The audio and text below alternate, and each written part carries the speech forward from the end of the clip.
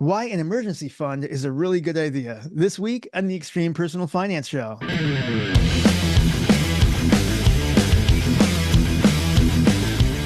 Hey everyone, this is Chris. Welcome to episode 27 of the Extreme Personal Finance Show. My friend Dan is joining us. Hey Dan, how you doing? Hello, doing well, doing well. Excited to talk about emergency funds. Yeah, man. I think one of the things that people often talk about when you're first starting to talk about budgeting, personal finance, of just how important a an emergency fund is. And I think that's because life is kind of unpredictable. You know, Right. um, you never know what's going to happen, and in life there can be chaos. There can be things that turn into drama, and sometimes there can be a crisis. Like, oh my gosh, Absolutely. what's going to happen? Like, what's going to happen? It can be your car breaks down, but you got to get to work the next day, or you can have water heater sprung a leak, and now you got water all over your basement. What's going to happen? Right. Yeah. And that's just a couple. So let's kind of talk about it. I guess the really big thing is, we mentioned some of them, but why do you think people should have an emergency fund?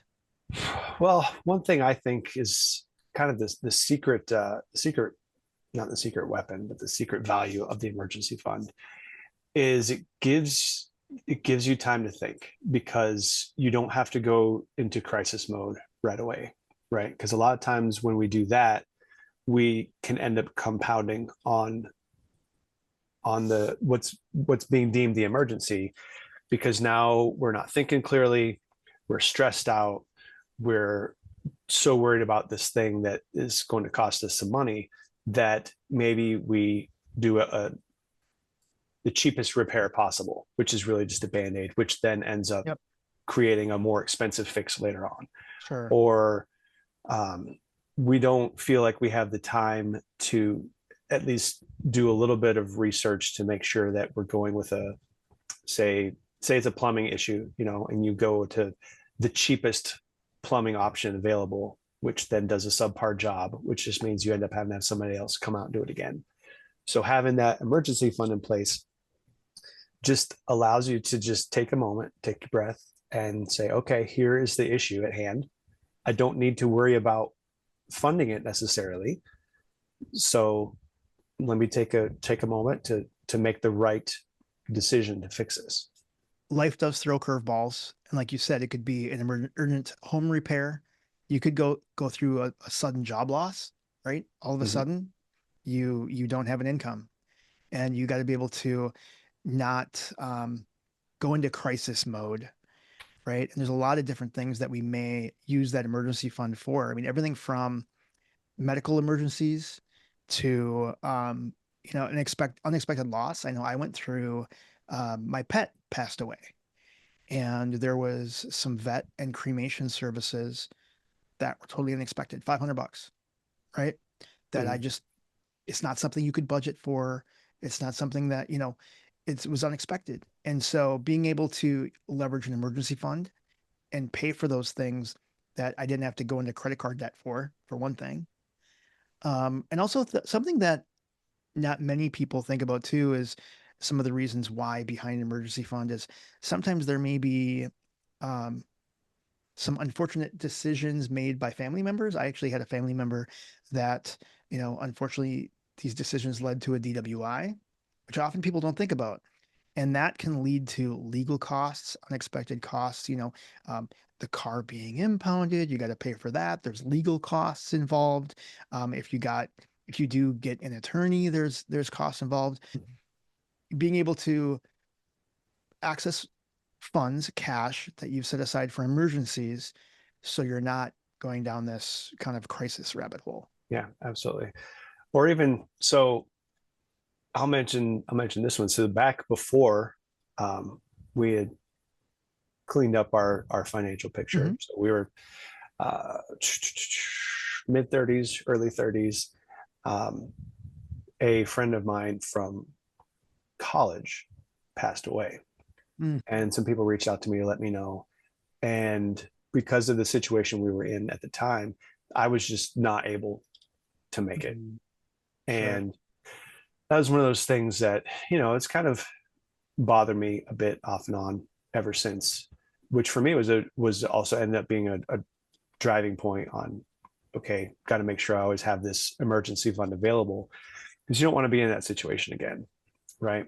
Right. So things that you absolutely can't plan on, not even just like, it's not even something in your home with maintenance, like, oh, okay, make sure you're checking on your appliances from time to time. This was completely outside of anything that I could do. Um, so always wanting to make sure that I can then be there for other people, my friends and whatnot that wanted to have someone around too, kind of Sure. remembering that. So um, all these different times where just having that money available can then keep you from having other regrets later in life. Dude, I love that story. God, that reminds me too. I know that there's a nonprofit out there that people can donate frequent flyer miles Oh, to help people get to like end of life, like hospice care.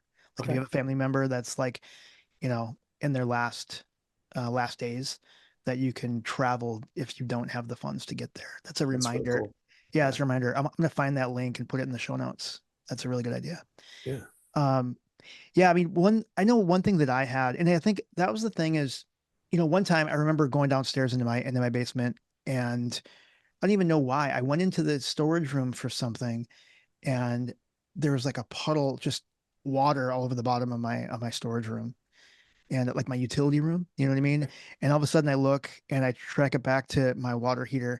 My water heater probably getting up there, probably 20 years old. And I look, get the flashlight, I look, yeah, the bottom of the water heater is just rusted out.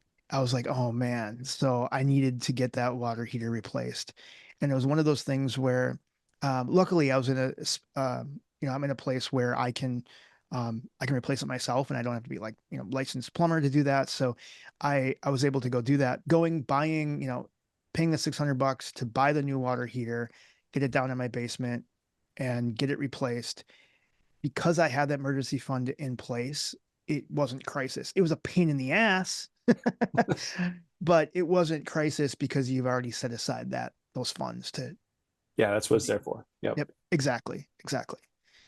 So, what are some ways that I know that it's hard, especially if you are where you're at in your financial journey, and maybe you are still getting out of debt. You could be living paycheck to paycheck, but you want to get your finances under control. What are some ways that people can start to fund that emergency fund? And then another important one, well, how much money do you need in that emergency fund? What are some things for people to think about there, Dan? Well, I think the second half of that is how much money do you need is very situational dependent, so I know uh, there's the Dave Ramsey method, Mhm. right, where he has a starter emergency fund just to have some amount of cash, even if it's not your quote fully funded emergency fund, just something that's there as you're then getting out of some of these really terrible debts like credit card debts and anything like that. And then there's afterwards, once you have gotten yourself in a good position, having a larger cash reserve.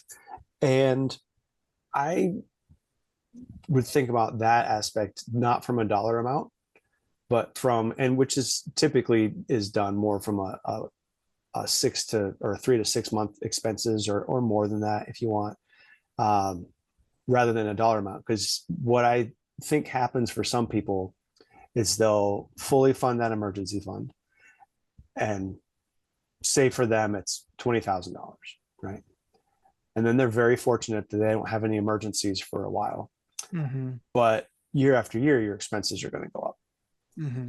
So 4 or 5 years later, $20,000 isn't enough Mm, anymore. And maybe more, now you interesting. needed 28 or 30 because you haven't really paid attention to the fact that your expenses, you know, just because they do, Sure. year after year, the expenses do go up. So then making sure that you're monitoring that amount and keeping it commensurate with where your income and your expense level are. Sure. So you kind of look at that as less dollar amount, but more time. Like how much time can I sustain my life without income kind of a thing? Yeah, more time, and then and it's also going to be situation dependent because some people would just approach emergencies differently, right? Mhm. So in the case of unemployment, some people, because of, and want to make, I'm not trying to do a judgment call here on values or anything, it's just different Yeah. people are different ways, but because of the career they may have had, that they will then hold out longer to find a Oh, position that is similar to what job that they had. sure. Whereas other people might say, I will keep looking for a job similar to what I have, but I'm not going to not have income. Right. So they will go find something. And depending on where you fall in that spectrum will also impact how much of an emergency fund that you'll need or want to keep. Keeping in mind also the fact that you could lose a job, and well, perhaps a topic for a standalone issue, but thinking about disability insurances and whatnot. But Mm, even regardless, you may not be able to work. So even if you're like, well, I'll work somewhere, well, you might not be able to. So right. being able to take all these different factors in play, and thinking about time is probably the best way to approach it, and then finding an amount of time that you're most comfortable with, Sure. which honestly, this gets into a larger financial planning and long-term thinking. But at some point, even if your emergency fund is fully funded, you can use it in the same account or make a separate account. It doesn't really matter. Um, but still be putting a percentage of your monthly income into just a cash account. Right. Some sort of For like sinking fund for something. could be a sinking fund, or just many financial planners will recommend, as you approach retirement, to have A bigger a cash. large Yeah. cash cushion beyond just the emergency fund, like 1 or 2 years worth of expenses just set aside. That's not even necessarily part of your emergency fund. And I mean, there are different ways to get there, obviously, but one way could just be, hey, you know what? I put $200 into this account every month, Yep. and one day you wake up and it's like, oh yeah, took care of my 1 to 2 years of expenses. I wasn't even worried about it with what could be a negligible amount of money, month to month. Yeah. I think, you know, when I started building my emergency fund back in 2017, when I first kind of 2016 or so, 2016, 2017, when I first discovered kind of personal finance, I created this emergency fund and starting just putting, $100 a month if because I could afford it at the time. But I think they kind of are relational as far as, well, you know, this isn't a conversation around like paying off debt. But again, one of those things that there's definitely value in not having debt and reducing your expenses, because then you can build that emergency fund up that much quicker, right? Right. So after I again, this is for a different discussion, but after I started my journey down the path, and after a couple of years having my truck paid off and my house paid off, well, now not only are my expenses that much lower, the emergency fund I need is lower Sure. because my expenses are so much lower. And I could fund that in a matter of 3 months, 6 months. Now I have, 6 months of expenses in an emergency fund where if something catastrophic were to happen, right, lose my job, whatever, I have 6 months of all my expenses already saved up. So it's kind of relational there, right? I mean, again, we could have a different discussion around, well, if you don't have debt, your expenses are low. Now your time that you have for your emergency fund is greater, right? Because it's that much easier to do that. What are I think one of the big things too is if you can start to, oh, another thing I wanted to mention too is just, I know it's super easy. You get a tax refund, you get a windfall, something, you get those unexpected, you know, payments. It's so easy to spend on fun stuff, upgrade your life, do whatever. I really would encourage people to at least take a portion of that and put it towards your emergency fund. It's just one of those easy ways to build up that cash cushion to use if something goes wrong. So you get that $1,000. I think we talked about like what the average tax refund is. I can't remember like what the Yeah, dollar amount is. I'm pretty sure it was over 3,000. Yeah, yeah. So it's like, okay, you know what? Use some of it for fun or for paying off debt or whatever, but also keep some in cash, put it in an emergency fund, right? Build up that fund so that you can live a little more, giving kind of peace of mind if something were to Right. go wrong. So, Yeah, and that emergency fund can then keep you from having to use that credit card, oh, which then just keeps you in debt, right. right? So, You get in that credit card trap if you start using the credit card for emergencies, right? It's yeah, just never ending. And absolutely. I suppose also, I don't think we need to go into really what qualifies as emergency. Like, you know, No, that Megadeth concert is not an emergency, you know, right? but Or yeah, the item that you really wish you really want and it happens to be on sale. It's just like, well, okay, but it's that's not an emergency. exactly, So exactly. I think one other place that you can help fund that emergency fund is if you happen to be on a every 2 weeks kind of pay schedule, right? Mhm. So those 2 months out of the year, you can have an extra paycheck, right? If your monthly expenses, you're able to take care of those with your two paychecks every month.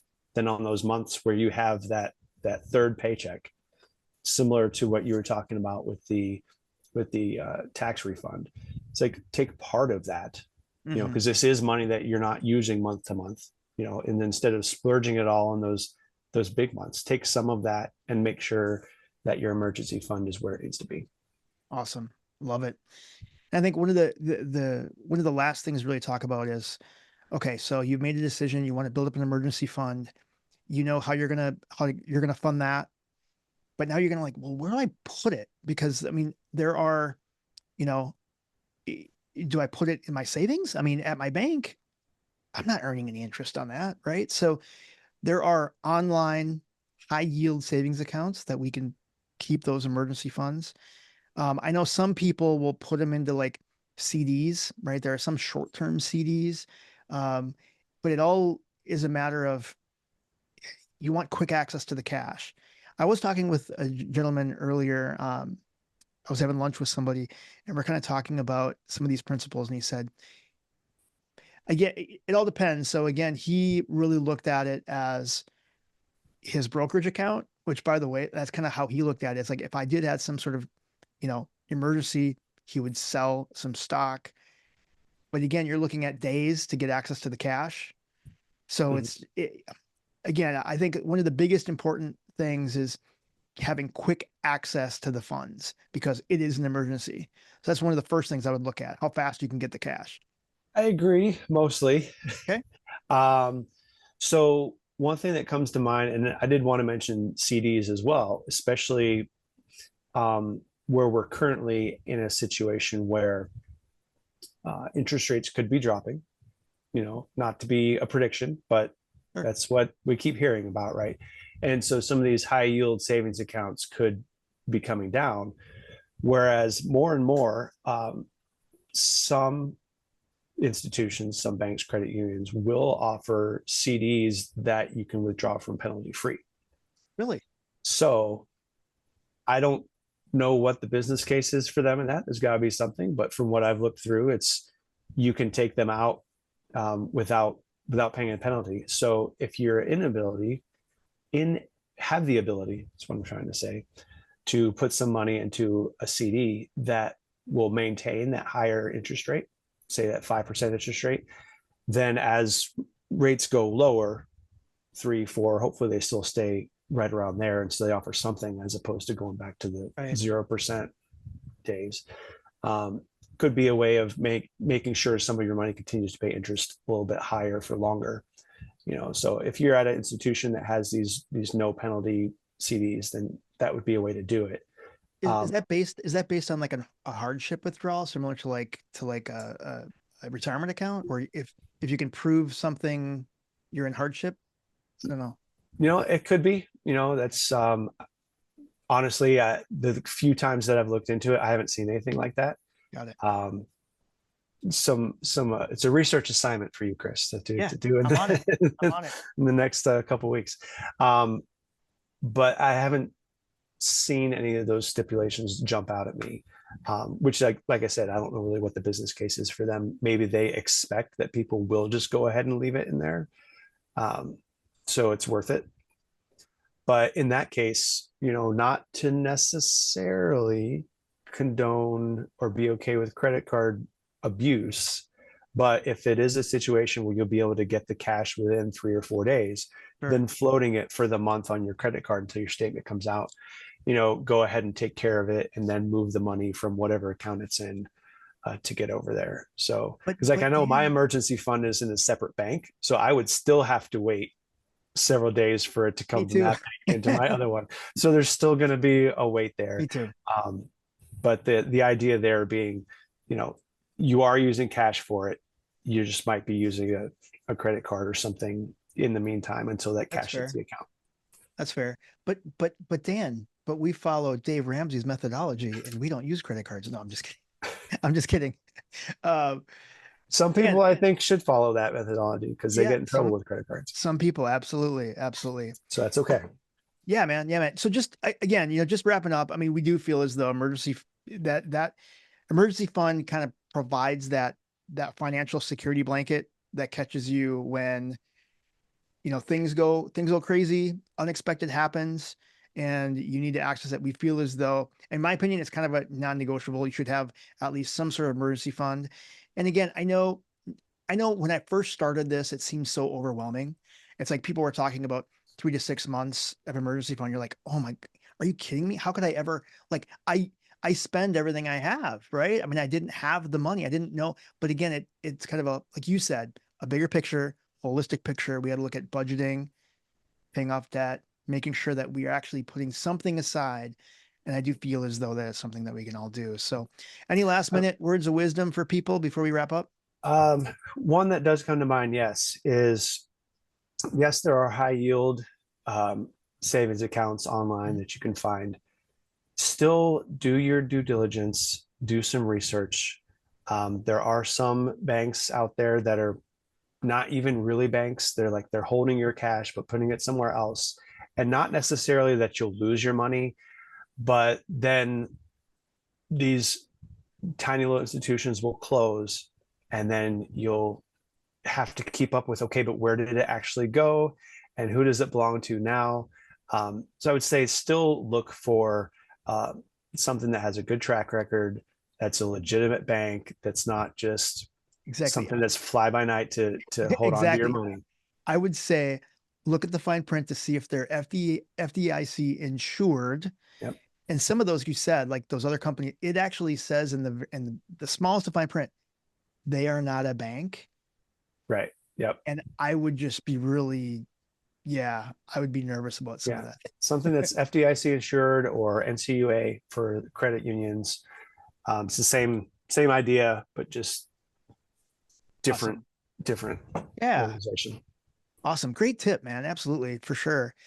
Well, everyone, thank you so much for joining us today. Really appreciate it. Talking about emergency funds. Again, we want to hear from you if you have any thoughts about emergency funds, where you keep them, how you funded your emergency fund, some crazy things that have happened that emergency fund has kind of saved you. We'd love to hear about it, man. Let's go ahead and build that discussion. Again, I encourage you, please like, subscribe, follow us wherever you get your podcasts. Also on YouTube, be sure to hit that bell too. You get a notification every time a new episode drops. And what really will help us is sharing with a friend, right? Like tell people about our podcast, and we will see you next time on the Extreme Personal Finance Show.